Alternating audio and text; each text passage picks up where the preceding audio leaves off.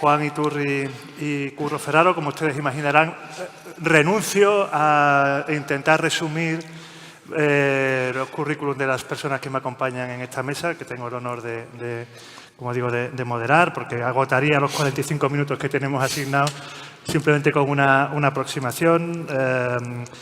Don Juan Francisco Iturri, CEO del Grupo Iturri, una compañía o un grupo empresarial con más de 2.000 empleados, más de 10.000 clientes, una dimensión empresarial familiar de tercer Juan Iturri, que creo que está en la cúspide de esa organización, y al mismo tiempo fundador de CESUR, expresidente de CESUR, y hemos compartido, Juan y yo, muchos años de fomento y de muchas iniciativas relacionadas con cosas de las que estamos aquí hablando esta mañana. Y a mi izquierda, pues Curro Ferraro, presidente también del Observatorio Económico de Andalucía, catedrático de Economía Aplicada. Bueno, dos personas que no requieren mucha presentación. Como digo, yo he compartido con ellos sobremesas y horas de trabajo sobre algunos de los temas que han salido aquí. Debo decirles, en mi opinión particular, que tienen algunos factores comunes, una gran capacidad analítica, una gran honestidad intelectual, una experiencia internacional que los dos yo creo que también ha calado en su aproximación a los problemas. Curro ha trabajado en Budapest, en París, en California. Localizar a Juan en España es casi imposible. Su grupo está presente en más de 14 países y vive prácticamente en los aeropuertos. Pero yo creo que lo que más tienen en común también es una gran pasión por esta tierra, una gran rebeldía intelectual, una gran ambición por mover las cosas y por cambiar las cosas, de la que yo he disfrutado cuando he trabajado con ellos en proyectos conjuntos y que creo que hoy pues permeará también esta aproximación sobre la perspectiva estructural de la economía andaluza. Esos son algunos de los factores que comparten. Hay algunos otros que los separan y que yo creo que son parte de la riqueza que va a tener esta sala. Naturalmente, Curro nos va a dar una visión muy académica, con el rigor y con el método que siempre acomete todas sus aproximaciones. Juan aporta una visión, yo creo que más pegada al terreno de un empresario.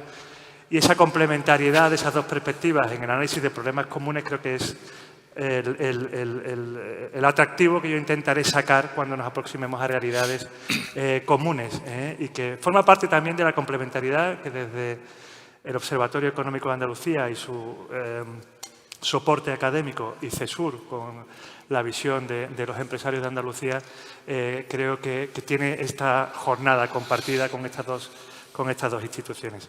Así que muchas gracias a los dos por invitarme a participar en vuestro debate. Tenemos el ruego de ajustarnos a los 45 minutos que tenemos asignados, que ya empezamos con un cierto retraso. Espero que el auditorio, reconfortado por el café, le sea un poquito más llevadero. Y el planteamiento sería ir sacando algunas de las cuestiones que ya se han puesto de manifiesto en alguna ponencia anterior, pero que creo que inevitablemente enmarcan esta aproximación a la perspectiva estructural de la economía andaluza en un mundo en transformación, que es el título que habéis querido dar a esta charla. Bueno, tras esta breve reflexión, abrimos plaza a Curro con una pregunta que yo creo que nos puede ayudar a centrar la charla. ¿Cómo ves en este momento la economía andaluza en el corto y en el medio plazo? Muy bien, bueno, pues saludos a todos. Después de dos intervenciones o las sesiones anteriores que ha habido, una ha sido de una precisión extraordinaria con la sesión que han presentado en primer lugar sobre los fondos Next Generation y posteriormente otra más centrada en la visión desde la perspectiva de la empresa y de la empresa familiar singularmente. Nuestra intención más o menos es dar una visión probablemente de brochazos más gruesos, ¿no? Pero con una perspectiva del marco general, una perspectiva más estructural y más amplia de lo que es Andalucía y de cuáles son las perspectivas económicas que podemos tener como región. Y para ver cómo va Andalucía, pues necesariamente lo que tenemos es que mirar un poco hacia atrás y qué es lo que hemos hecho, ¿no? Entonces me voy a permitir, la primera intervención va a ser un pelín larga, no más de 3-4 minutos, pero la voy a apoyar en un par de gráficos. Algunas cosas se repetirán, porque ayer hubo intervenciones, singularmente la de Sara de la Rica, en donde se habló de algunas de las cosas de las que vamos a comentar hoy. Bueno, esta es muy singularmente desde el principio de siglo la evolución comparada en términos de PIB por habitante de Andalucía en relación con España, y que lo que nos cuenta es que con inflexiones en el tiempo, pues Andalucía viene a mantener el mismo nivel o un nivel muy semejante de PIB por habitante en relación con España. No diverge, pero tampoco converge con España, como era la perspectiva del análisis económico, la posibilidad de que regiones más atrasadas en un mismo espacio puedan converger, pero con oscilaciones en el tiempo. Ahí lo que vemos a principios de siglo, el boom inmobiliario permitió que con mayor intensidad se creciese en Andalucía hasta la crisis que, bueno, aquí hasta el año 2005, a partir de entonces, pues, y después con la crisis del boom inmobiliario y de la deuda, pues tuvimos una mayor intensidad de especialización en este sector y tuvimos una caída, y después pues se ha producido una cierta recuperación, pero como observará, desde el principio al final depende de qué año se ponga al principio, pero prácticamente estamos igual, un 74,2 y un 74,9%.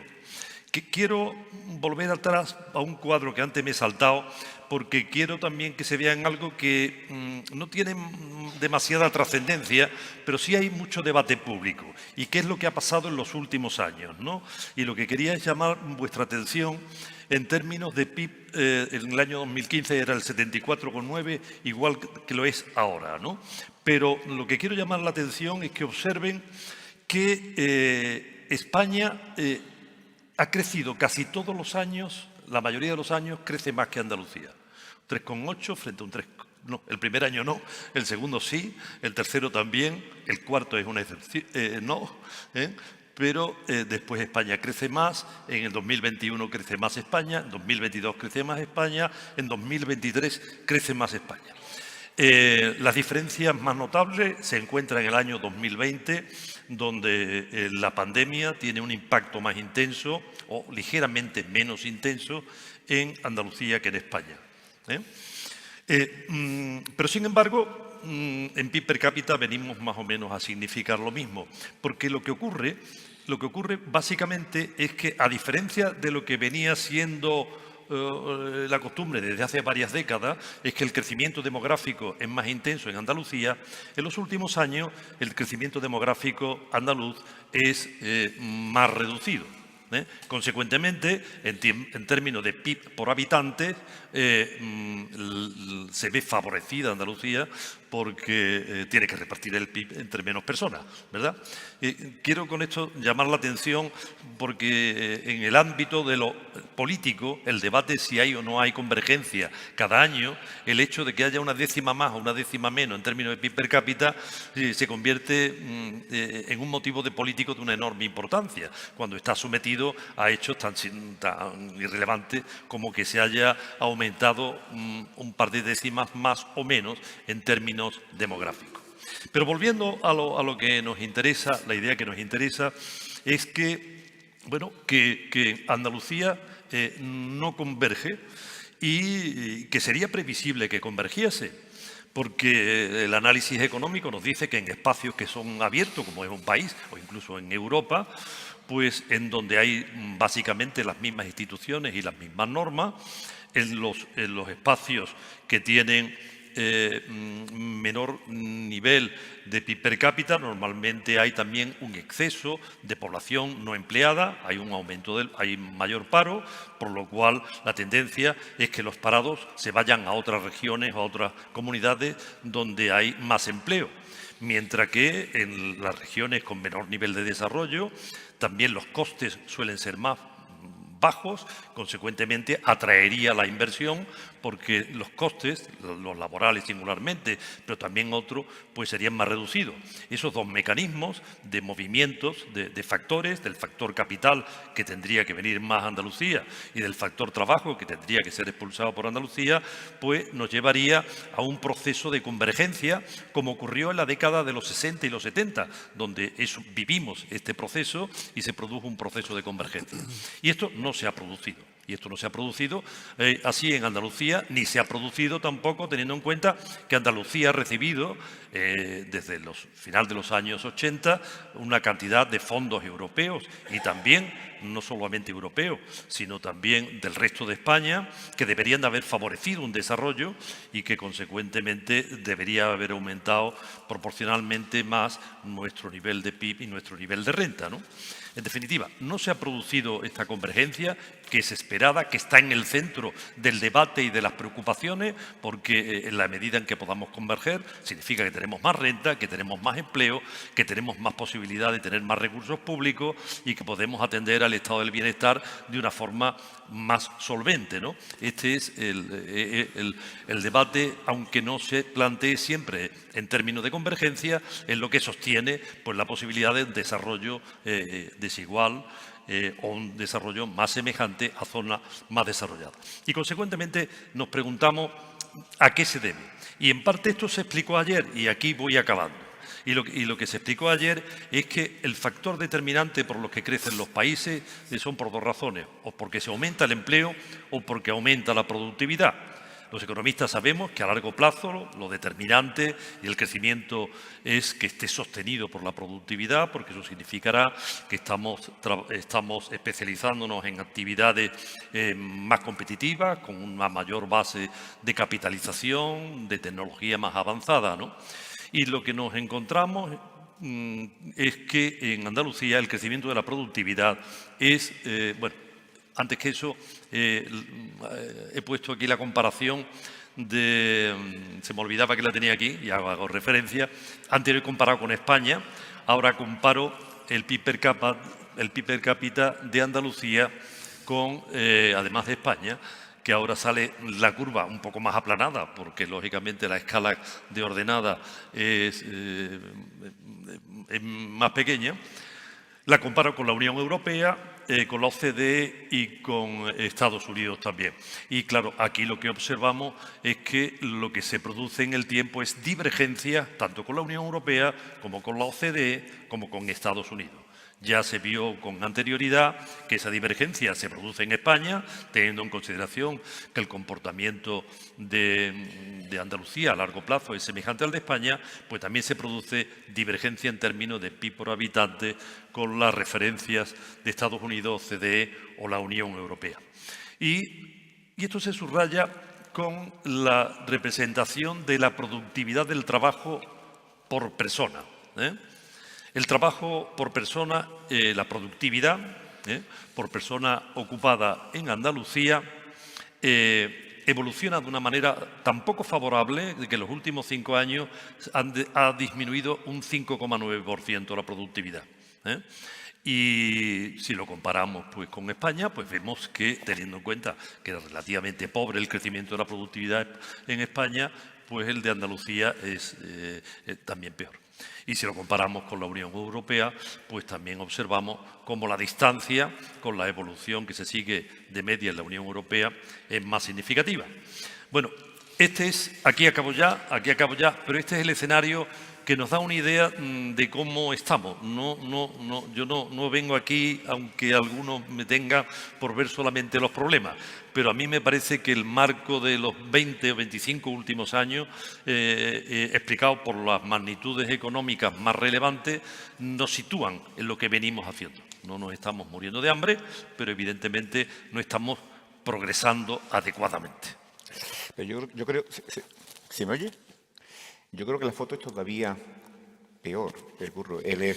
Ayer vimos, en la primera ponencia de ayer, interesantísima, que el mundo occidental pierde peso en el mundo global. O sea, que Asia-Pacífico crece, que el mundo occidental va perdiendo peso, que Europa pierde peso con respecto a Estados Unidos, que España más o menos se mantiene igual con la Unión Europea, no gana peso, y que Andalucía se mantiene más o menos en ese nivel. O sea, estamos en la cola de atrás de un tren, que a su vez, o en la parte de atrás de un vagón, que a su vez va en la cola de atrás de un tren, y un tren que pierde velocidad con respecto al mundo y a la velocidad en la que va el mundo.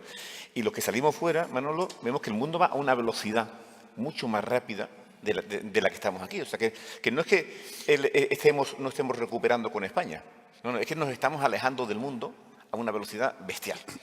Y que como no pensemos en eso, o sea, no pensemos cómo alcanzamos esos trenes, cada vez nos vamos a ir quedando más atrás, cada vez nos vamos a ir perdiendo sitio, ¿no? Y ahí está la clave, dice, ¿por qué no? ¿Por qué esa productividad? ¿Por qué tenemos esa productividad tan baja en relación a los otros parámetros, a los otros países o a las otras economías, ¿no? Hombre, ya ayer Sara de la Rica lo explicaba y comparto más o menos su visión. El menor crecimiento de la productividad yo creo que se debe a factores de distinta naturaleza. Yo creo que yo le pondría por orden de importancia, en primer lugar, la especialización productiva. ¿Qué es lo que producimos? ¿Cuál es nuestra especialización? Nos diferencia. Se debe a la dotación de factores que hacen que aumente la productividad. Por una parte, entre esos factores tenemos que ver los recursos humanos y su cualificación, de los cuales también lo vimos ayer y algo se habló y podemos seguir hablando, ¿no?, y su formación. Por otra parte, tiene que ver del equipo capital, la inversión, lo que se invierte aquí. También podemos hablar de eso, reducida. Tenemos que ver el factor empresarial, y el factor empresarial, pues tenemos que ver la densidad empresarial, pero más importante que la densidad empresarial, que es el número de empresas por habitante, que es reducida, bastante reducida en términos relativos en Andalucía. Lo que tenemos que ver también es el tamaño de las empresas, como se viene comentando a lo largo de esta jornada, pues en todas sus sesiones, ¿no? Y luego tenemos que ver la innovación también, que es lo que se innova, ¿no? Entonces, bueno, pues yo creo que de todas esas cosas, y yo tengo la siguiente, no quiero cortarme cuando pueda, pero la siguiente es que habla del primero de los factores, y tengo aquí una escala de cuál es la especialización productiva que tiene Andalucía, en qué estamos especializados. Como veis ahí, lo comparamos con Alemania y con España. La línea verde de cada sector o grupo de sectores es Andalucía, la roja España y la azul Alemania. Y ahí podréis observar que nosotros estamos muy especializados en el sector agrario, estamos muy especializados en un sector que diréis, bueno, esto no es un sector, bueno, lo es, en servicios públicos, tenemos una elevada especialización en actividades inmobiliarias, en comercio, transporte y hostelería, en relación por lo menos con Alemania, aunque no sea con respecto a España, y luego en ocio y entretenimiento.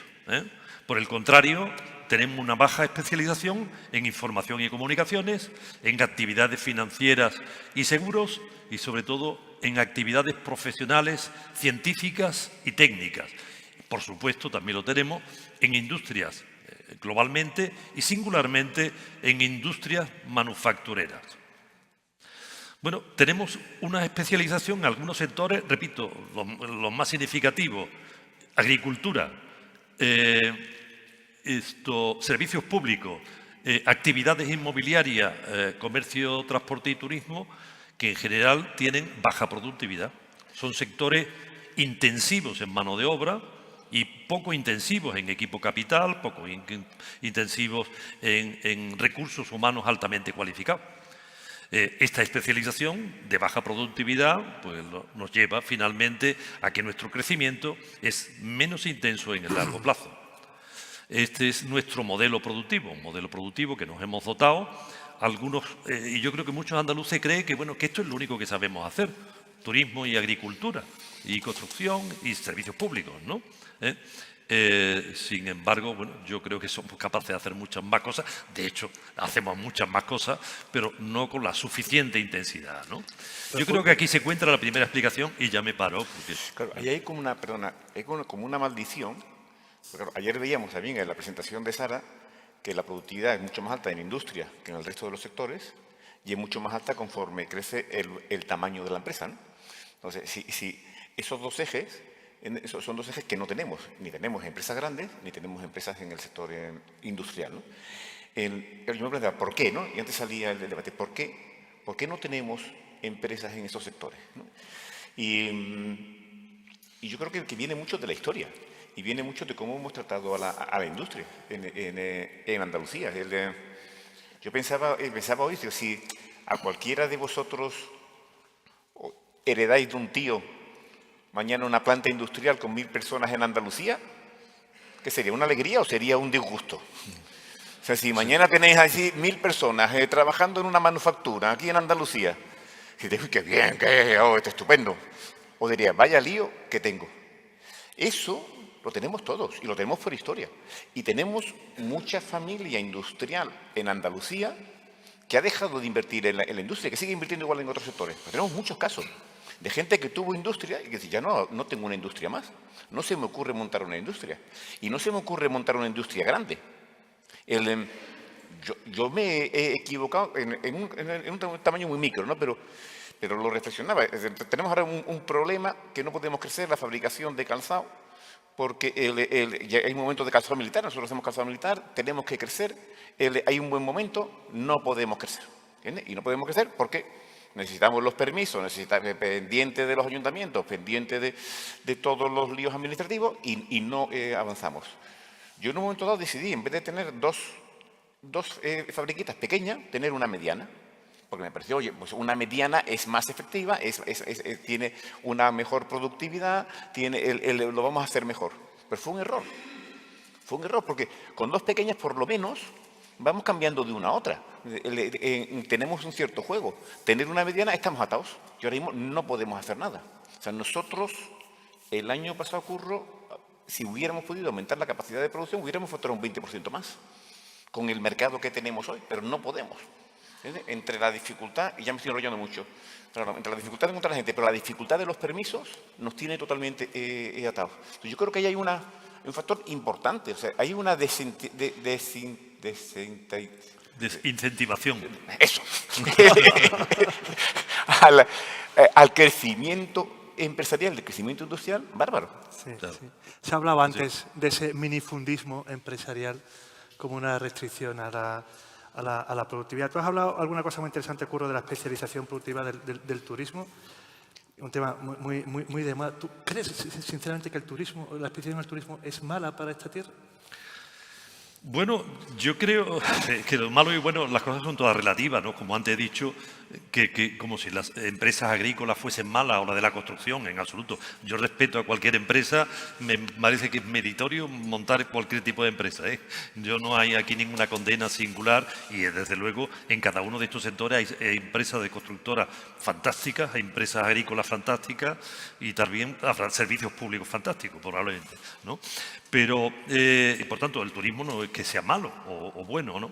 Yo lo que ocurre es que lo que observo en relación con el turismo, lo he contado y lo he escrito alguna vez, no sé si lo habréis visto, es que si nosotros observamos el desenvolvimiento económico de las comunidades autónomas en los últimos 20 o 25 años, y distinguimos las que son comunidades autónomas con una elevada especialización turística de las que no lo son, las que tienen una elevada especialización turística son los dos archipiélagos, Baleares, Canarias, Andalucía y la Comunidad Valenciana. Cataluña también tiene mucho turismo, pero también tiene más industrias y su peso relativo ya no es tanto, ¿no? Pues bien, no lo tengo ahora mismo a mano y tal vez no lo diga con precisión, pero lo que os digo que en el año 2000, Baleares era la tercera comunidad autónoma en España en renta per cápita. En la actualidad creo que es la sexta. La Comunidad Valenciana creo que era la sexta y actualmente es la 11ª. Canarias creo que era la 9ª y actualmente era la 15. Andalucía era la 16 y actualmente es la 17. No sé si habéis quedado con alguno de los números. Todas las comunidades autónomas con especialización turística han caído en el ranking per cápita. Incluso Andalucía, que casi no podía bajar porque estaba en la penúltima, hemos conseguido que llegar a la 17, ¿no? Bueno, esos son hechos en un plazo largo y en un plazo en el que, a excepción de la COVID, han sido años de esplendor turístico. Consecuentemente, una actividad por la que todo el mundo pues, apuntaba, ¿no? es un indicio, ¿no? Ahora, buscar la relación de causa y efecto es algo más complicado. Se puede pensar en alguna de las causas y los efectos. Evidentemente, el turismo genera empleos de menor cualificación, de bajo nivel de renta y con baja productividad, en general, ¿verdad? Las actividades turísticas de mayor productividad pueden ser pues algunas cosas como los grandes hoteles, como pueden ser no sé, las compañías aéreas, ¿no? Que operan, pero esos grandes operadores del turismo normalmente no están localizados, al menos en Andalucía. En Baleares sí hay algunas compañías hoteleras, pero en Andalucía no están. Aquí, pues, por tanto, lo que quedan son pequeños negocios asociados al turismo. Eso juega un papel fundamental porque se genera empleo y, por tanto, también hay una mayor tranquilidad social. Y los políticos están encantados porque crece el empleo y hay menos problemas, ¿verdad? Pero genera el efecto perverso de que no hay búsqueda de otro tipo de actividades, ¿no? Y además eso afecta no solamente a los empleados, sino afecta a los pequeños ahorradores. Aquí lo podemos observar en nuestro entorno, que cualquier persona de rentas medias y que tiene una cierta capacidad de ahorro, pues se compra un piso y lo alquila para pisos turísticos, ¿verdad? En otros casos, si tuviésemos industria, pues igual sus ahorros podrían encaminarse a otro tipo de inversiones diferentes, con mayor rentabilidad y con mayor dinamismo, ¿no? Hay muchos mecanismos, pero lo cierto es que la percepción es que creciente especialización turística trae esto. Esto no es turismofobia. Yo soy turista también y no tengo nada en contra de los turistas y me caen estupendamente, venga de donde vengan y tenga el color que tenga. Pero muchas personas lo que están encontrando son otros problemas que viene consigo con el turismo, como estamos viendo el proceso de gentrificación, como estamos viendo el proceso de subida de los precios de las viviendas turísticas en los centros de las ciudades, etcétera, etcétera. Pero todo eso, siendo muy respetable, todas esas consideraciones, yo lo que quiero llamar la atención con esto que os cuento, que es menos conocido, ¿eh? Turismo en el largo plazo significa pérdida de posición en términos de renta per cápita relativa. Habéis hablado de 3 factores, la especialización productiva, yo creo que ya con esta postilla que pone Curro queda claramente analizada. Habéis hablado también de dotación factorial. Juan, a mí como jurista me ha resultado conmovedor estar a tu lado 3 años viendo el esfuerzo que tú has hecho por tratar de ennoblecer el concepto del empresario en esta tierra. Necesitamos más empresarios, necesitamos empresas mayores, superar ese minifundismo empresarial del que se ha hablado aquí, el concepto del empresario al que se refería Manuel Contreras también antes y la envidia con la que hablaba de otras regiones. Eso también es un factor que lastra la productividad de esta tierra. Me gustaría que de tu perspectiva hicieras alguna valoración en ese sentido. Sí, la vocación empresarial o la vocación emprendedora, ¿no? O la vocación tanto para emprender, para empezar, como para seguir. O sea, que a mí me preocupan ambas, ¿no? Hay muchas tentaciones de parar, ¿no? En Andalucía no solamente dejan de ser empresarios los que se arruinan, sino que además dejan de ser empresarios los que le van bien, que es un drama. ¿Entiendes? Tenemos mucha tentación al empresario de decir, oye, pues déjalo ya. ¿Cómo tratamos al empresario a nivel social? Y no nos tienen que poner en ningún altar ni nada, y nos tienen que seguir en todo lo que hagamos mal y todo lo que fallemos, por supuesto. ¿Entiendes? Pero después hay que darle ese respaldo social al ser empresario, ese respaldo social real, ¿entiendes? Al que crea empleo, al que crea riqueza, y ese respaldo cuando las cosas le van mal. Porque yo creo que somos dramáticos en esta región cuando a alguien le va mal. O sea, cuando a alguien le va bien, bueno, habrá un poco de envidia y tal, pero medio puede pasar. Pero aquí cuando a alguien le va mal, no lo cargamos. O sea, es que no solamente puede perder su patrimonio, sino que además pierde todo su entorno social o se tiene que medio exiliar, ¿no? Yo creo que a los empresarios que arriesgan, a los empresarios que le va mal, Habría que hacer como a los soldados en la batalla, pues ponerle allí eso. Este cayó en la batalla, pues le pone usted un monumento. Pues, ya dio su vida el señor en la batalla, ¿no? Pues al empresario que le va más, pues también, oye, es que nos viene bien que tengamos empresarios que arriesguen y que hagan cosas. Y nadie tiene la llave del futuro para decir, yo voy a acertar aquí, ¿no? No. Cuando el carro se te rompe, todo el mundo te va a decir por dónde no tenías que pasar. Eso es fácil, ¿entiendes? Pero bueno, hay que salir a la calle y arriesgarse con el carro. A mí se me ocurre una cosa en relación con esta. Yo creo que por nuestras calles vemos muy pocos empresarios subidos en las estatuas. Es decir, no vemos estatuas de empresarios, ¿verdad? Tenemos, tampoco. Hay estatuas de toreros, hay estatuas de cantadores, hay estatuas de vírgenes y de santos, hay estatuas de políticos, pero empresarios no, ni en las calles tampoco, ¿no? Ni en las calles tampoco. E incluso cuando llega el día de Andalucía, pues la medalla principal no la suelen llevar un empresario. Como son muchas, ya con el tiempo alguna le cae de rebote, pero desde luego no ocupan las principales. Es decir, que no hay reconocimiento social, ¿no? Y el reconocimiento social está también en estas cosas, ¿eh?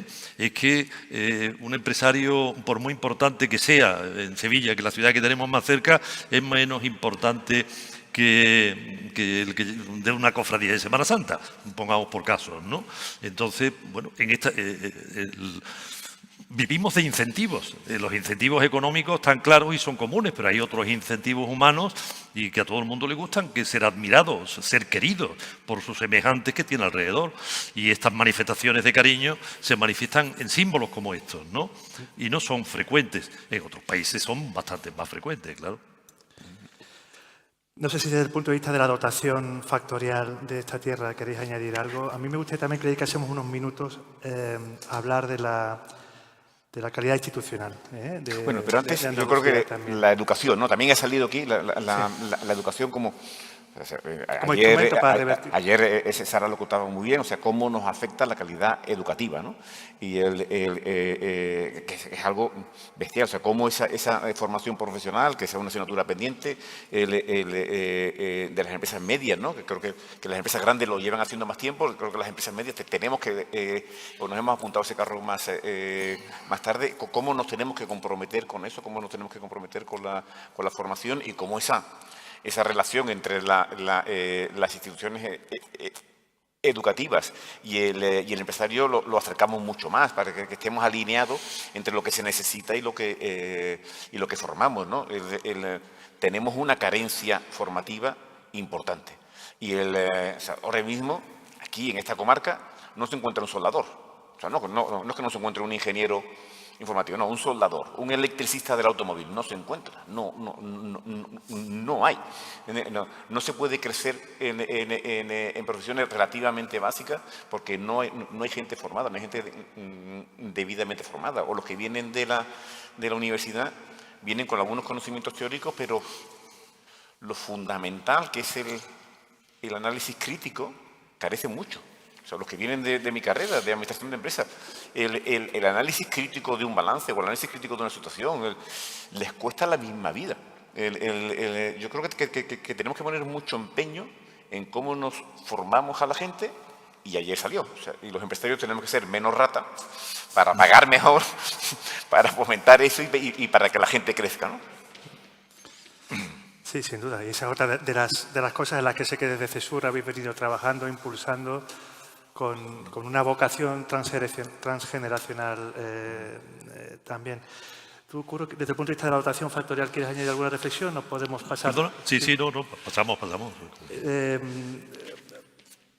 Hablaba ayer con Curro, una entrevista que hacían a Miriam González, esta abogada que lleva 30 años viviendo en el Reino Unido con mucha experiencia en la Unión Europea, que venía a presentar la plataforma España Mejor para que la sociedad civil impulse un auténtico plan de reforma en España, que ponía de manifiesto una reflexión sobre la necesidad de reflexionar sobre, sin cuestionar la calidad de la democracia española, de la calidad de nuestras instituciones. Ya ponía sobre la mesa una reflexión sobre el incumplimiento de un pacto implícito de la transición, de que los partidos políticos devolvieran parte del poder que asumieron en aquel momento para poder permitir el cambio de régimen, que una vez consolidada una democracia, devolverlo a la sociedad civil. Yo creo que ya, o sea, toda la literatura económica asume pacíficamente la interacción entre el mundo, la realidad política y la realidad económica, que un buen funcionamiento institucional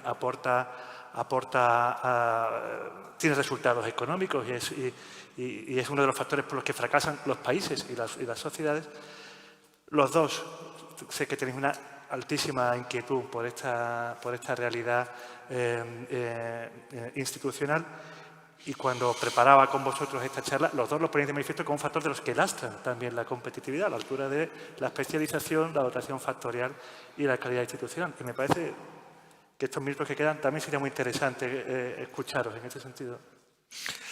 Bueno, es un tema que es de una gran complejidad y es muy difícil de abordar así en poco tiempo, ¿no? En cualquier caso, yendo a lo inmediato, lo que llama la atención, cómo el debate público en nuestro país, con los grandes problemas que tenemos, el debate público es el debate de la política, es el debate del negocio de los políticos, de los problemas que tienen los políticos ellos entre ellos, ¿no? Y que ese sea el debate que hay en la sociedad y no hay otro. Y todos los demás debates, el debate económico, el problema sanitario, de la inviabilidad del sistema de pensiones, eso no interesa, parece que no interesa. Lo único que interesa es lo político. Y es que los políticos en nuestro país son muy autónomos, son extraordinariamente autónomos. No tiene nadie que están descontrolados, ¿eh? No tienen no tienen contrapoderes, porque los contrapoderes que fueron diseñados en la Constitución están regidos y controlados por los propios políticos, que politizan a esos poderes que tenían que controlarlos, ¿no? En fin, este no es un problema específicamente andaluz, sino que es un problema nacional, desde luego, ¿no? Y que, por otra parte, se entronca también con un deterioro de la democracia que está ocurriendo en todos los países, bueno, en todos los países no, pero en gran parte de Occidente, y en donde posiblemente pues sean expresión más significativa lo que pasó en Estados Unidos con Trump o lo que pasó con Boris Johnson en el Reino Unido, ¿no? Y aquí tal vez lo que pueda pasar con el actual presidente en España, que están en el mismo camino. Pero en fin, que no es un problema, que tiene una grandísima trascendencia económica, pero no específicamente en Andalucía, ¿no? Claro, pero tenemos que intentar medirlo. O sea, que yo creo que la calidad institucional tenemos que intentar avanzar hacia cómo la medimos. O sea, ¿qué ha pasado con el informe PISA, por ejemplo? Desde que tenemos el informe PISA, bueno, tenemos una manera de medir la calidad educativa y tenemos una manera de compararnos y tenemos una manera de ver cómo vamos, ¿no? Yo creo que desde la sociedad civil tenemos que hacer un esfuerzo en cómo medimos la calidad institucional. El cómo le ponemos una medida, porque eso las empresas lo sabemos muy bien. O sea, lo que no se mide, pues se pasa ahí debajo del radar, ¿no? Lo que tenemos es una medida clara y lo podemos comparar, ¿no? Podemos comparar, oye, ¿cuánto tarda un ayuntamiento en dar permiso? ¿Cuánto tarda cada uno de los ayuntamientos en dar permiso? ¿Quiénes son los que dan los permisos antes? ¿Quiénes son los que tardan años en dar permiso? Pues por lo menos tendremos algo que podamos ir midiendo a la gente, ¿no? O cuánto... Es algo que tú sabes muy bien, Carlos. ¿Cuánto tarda un juzgado, un juez en dictar una orden? ¿Cuánto tarda la justicia en llegar al final?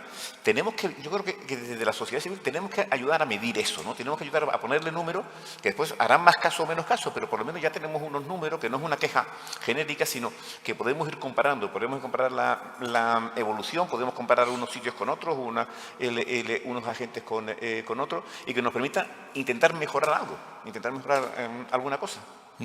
Hay desde que la corriente institucionalista de análisis económico ha ido adquiriendo relevancia, viene de allá de hace bastantes años, pero últimamente ha ido adquiriendo más relevancia, van apareciendo más indicadores institucionales. Y en la actualidad ya hay muchos indicadores institucionales, fundamentalmente a nivel de países, no a nivel de regiones, de muchas cosas, insuficientes, porque todavía sería necesario muchos más, pero algunos que ya nos indican algo sobre la calidad institucional. Antes hablábamos, por ejemplo, de temas de... lo primero para la calidad institucional son la regulación. empezando por las leyes, que a su vez abre paso porque las leyes crean instituciones, ¿no? Pues de eso hay datos. Andalucía, año 2022, el último dato, 92.000 páginas del BOJA. La comunidad autónoma con más páginas del Boletín Oficial después de Cataluña. Ese es el año 2022. Si suponemos que los demás son más o menos iguales y se van acumulando, claro, porque los BOJA no se sustituye lo de un año por otro, sino que se van sumando, pues podéis imaginaros la cantidad de normas que podemos tener en Andalucía, que se le suma, lógicamente, las de carácter nacional y se suma las derivadas de Europa, ¿no? Bueno, pero es que además de la cantidad de las normas, importa la calidad de las normas. Importa la calidad de las normas. Y esto sí es muy difícil, porque puede parecer algo cualitativo. Yo he hecho algún ejercicio personal de calidad de las normas en el caso de Andalucía, y con resultados no muy satisfactorios. Pero bueno, se pueden hacer. Calidad de los gobiernos. Hay un indicador de calidad de los gobiernos. Hay múltiples indicadores a nivel nacional. A nivel regional, la Universidad de Gotemburgo hace uno cada 2 o 3 años. Y no salía muy bien Andalucía. Salía de las últimas comunidades autónomas en calidad de gobierno, ¿no? Era para el año 2021. Pero mejoraba un poco el anterior, que era del año 2018. Y lo mejoraba un poco en calidad del gobierno. Hay indicadores de otras muchas cosas, ¿no? Pero hay de transparencia, pero estoy contigo. Lo que sería bueno es tener datos específicos para valorarlo. El de la justicia es algo... Estamos tan acostumbrados que un proceso judicial, desde que se inicia hasta que termine, pueden pasar 8 años, que nos parece normal. Y entonces, y la trascendencia que eso tiene para las empresas y para las personas, claro está. Yo aconsejo al que quiera que se meta en la página del Consejo General del Poder Judicial, que hay datos sobre lo que tardan cada uno de los procesos judiciales, ¿no? Pero está hecho de tal manera que no hay manera de aquello de entenderlo, porque está, no sé si, ¿cómo se llamaba lo que decía Manuel Alejandro? El web scratching, no sé si con eso se podrá. Pues yo intenté allí hacerme una idea de lo que había, claro, te lo dan por provincias, por trimestre, por cada uno de los pleitos. Imposible sacar de aquello ninguna conclusión. O sea, hay que tener datos y hay que ponerlo en un formato que se pueda entender y que se le pueda dar una continuidad a ese dato, que se pueda sacar una información, no solamente datos por el dato, ¿no? La seguridad jurídica también se puede medir. Sí. O sea, que es muy importante. ¿Cuántas veces cambiamos las normas? O sea, para una industria es fundamental tener un horizonte.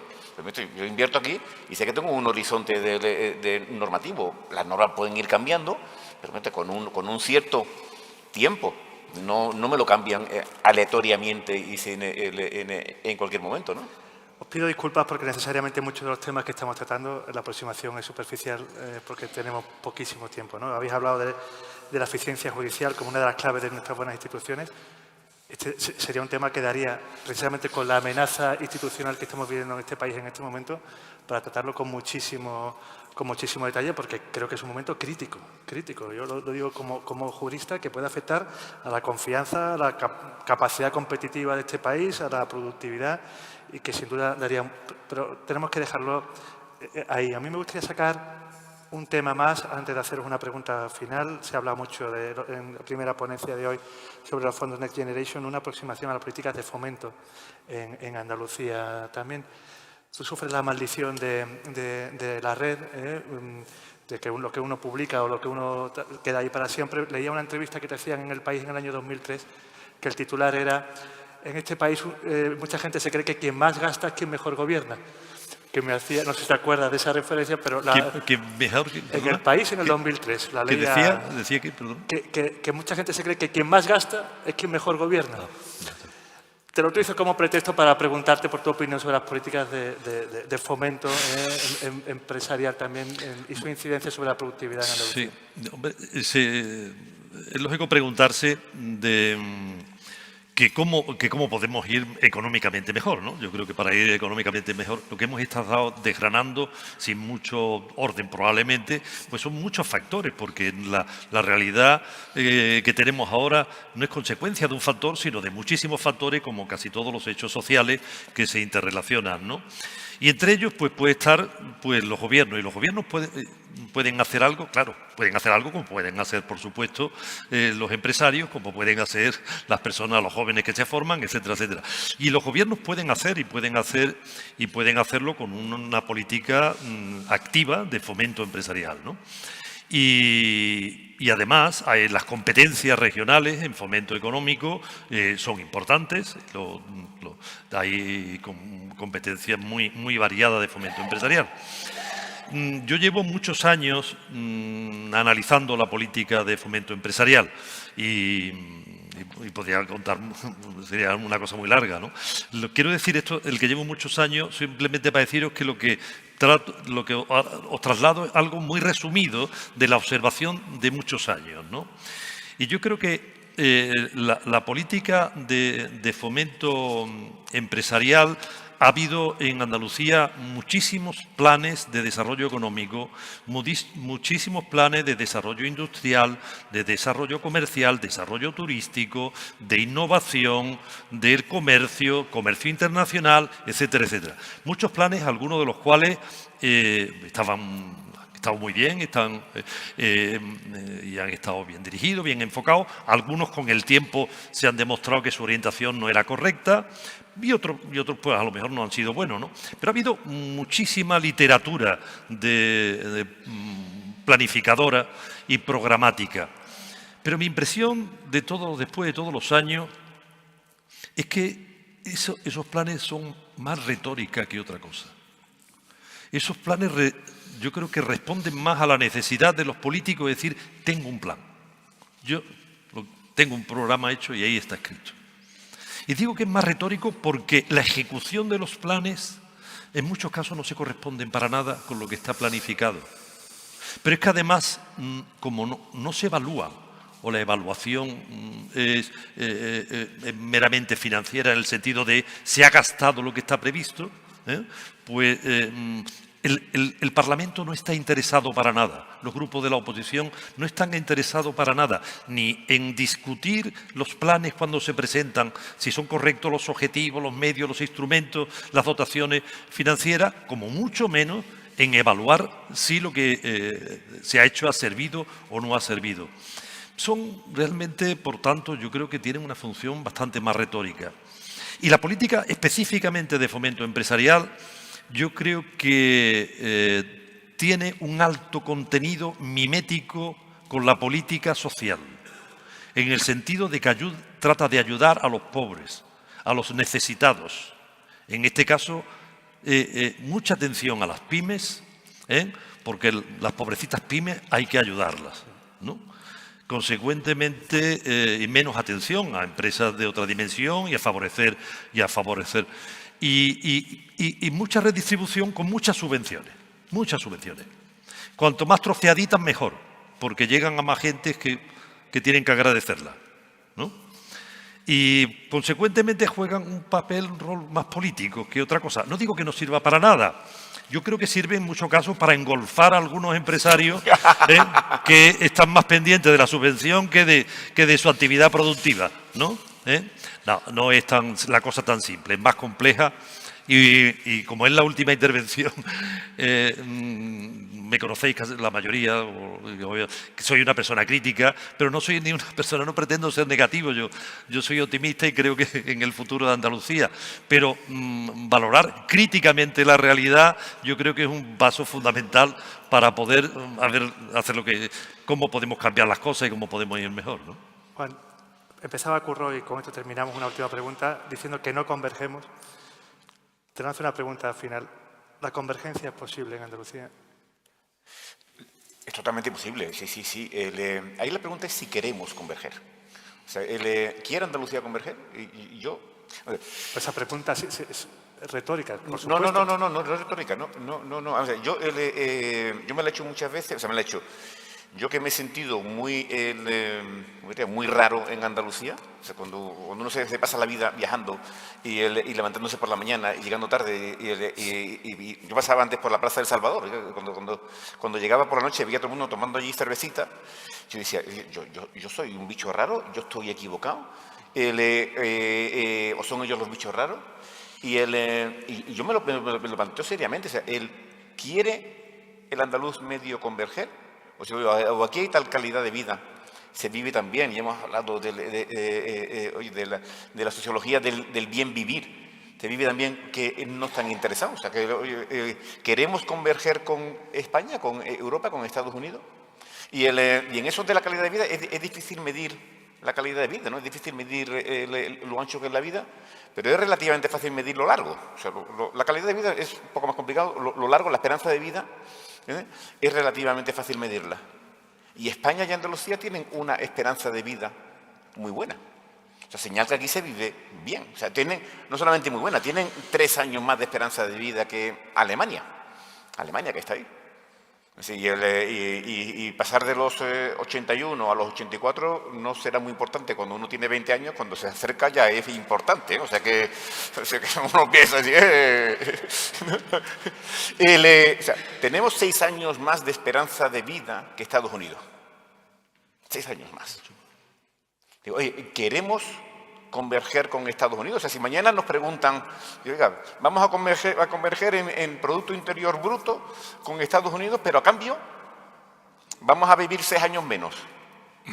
¿Qué diríamos? Si hiciéramos aquí un referéndum, pues igual hay una sabiduría y que estamos nosotros empeñados y estamos algunos empeñados en converger.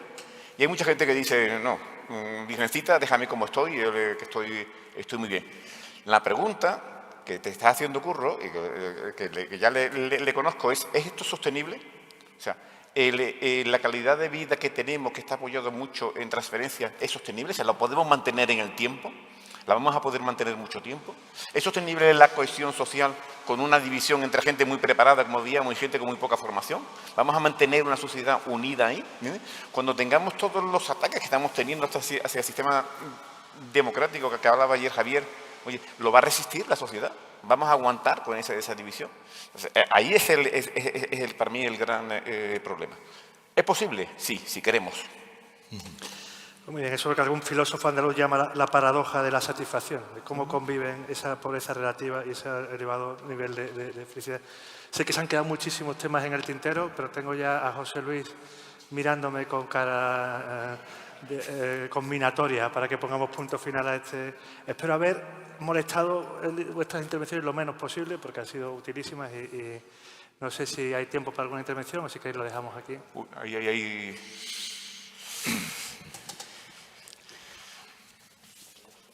Me llamo Fernando Nogales. ¿Se oye bien? Sí. En primer lugar, una reflexión de esperanza en estos 2 días. Me ha parecido muy interesante todas las exposiciones. ¿Qué pasaría si toda Iberoamérica hablara alemán? ¿Cuál sería el nivel de vida de los alemanes hoy? ¿Oído? ¿Qué pasaría si toda Latinoamérica hablara alemán? ¿Qué pasaría hoy el PIB y la riqueza de Alemania? Uno esto a la exposición anterior de empresa familiar. Yo llevo 30 años trabajando con empresas familiares de aquí, de Hispanoamérica. Y algunas veces, cuando me dedico a la formación, me dedico a la consultoría y me dedico a la investigación. Y algunas veces empiezo mis intervenciones que de media en todo el mundo, el 70% de las empresas son familiares, incluido China. Y en menos tiempo. Si el 70% de las empresas son familiares, si pararían el mundo. Es verdad que la mayoría son micros, la mayoría son pequeñas. Yo trabajo con pymes familiares, no trabajo con grandes empresas. Pero Amancio Ortega no empezó grande, empezó pequeño. Los grandes árboles no crecen allí donde no hay hierba y arbustos primero. Con eso, ¿qué quiero decir? Que tenemos que tener mucha confianza en el empresariado. Uno de los grandes problemas, del cual ayer se habló de una manera indirecta, es que en todo Occidente, en Europa y en España, Todas las políticas educativas están en contra de la función empresarial y del empresario, incluidas las propias empresas familiares. Los zaibatsus en Japón, hace ya 1000 años, tenían como principio convertirse en escuelas de empresarios. Y hoy dejamos las empresas familiares que nuestros hijos nos eduque el Estado. Las políticas educativas son políticas públicas, es decir, políticas. Si te vienen bien a ti personalmente, fenómeno. Si te vienen a ti bien empresarialmente, fenómeno. Pero el objetivo de las políticas educativas públicas son objetivos de los políticos. No son objetivos ni de los ciudadanos, ni de los colegios, ni siquiera del profesorado y menos de las familias y las empresas. De eso ayer no se habló, en cuanto a la educación. Yo tengo mucho interés en que de nuevo volvamos a los zaibatsus japoneses y que las empresas familiares se conviertan en escuelas de empresarios. Y creo que tenemos la posibilidad de hacerlo porque el 70% de las empresas familiares del mundo son familiares. Y por tanto no perdamos la esperanza, pero pongamos el foco en la educación. Nada más. Muchas gracias a todos. Gracias.